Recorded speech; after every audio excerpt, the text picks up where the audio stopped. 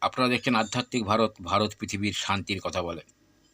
যতক্ষণ পর্যন্ত না একটা মানুষের পৃথিবীতে তার কাজের পরিসমাপ্তি ঘটে, ততক্ষণ পর্যন্ত ঈশ্বর তাকে ডাকে না।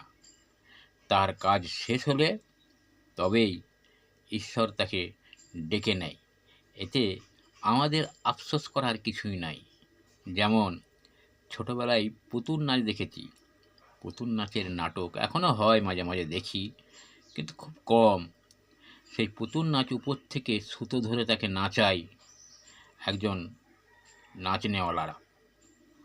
তো সে পুতুলটাকে নাচাতে নাচাতে যখন তার পাঠ শেষ হয়ে যায়, তখন সেই পুতুল আর কিন্তু মঞ্চে আসে না, তার অভিনয়ের পালা ওখানেই শেষ হয়ে যায়। এরকম করতে করতে অনেক পুতুলের অভিনয় শেষ হয়ে যায়। সেরকম আমরা জানি পৃথিবীটাও একটা মঞ্চ।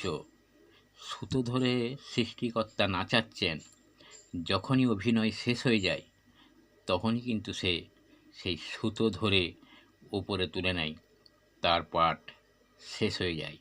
এর জন্য আফসোস করার কিচ্ছু নাই। ধন্যবাদ। আজ এই পর্যন্ত। সবাই সুস্থ থাকবেন, ভালো থাকবেন। আধ্যাত্মিক ভারত, ভারত পৃথিবীর শান্তির কথা বলে।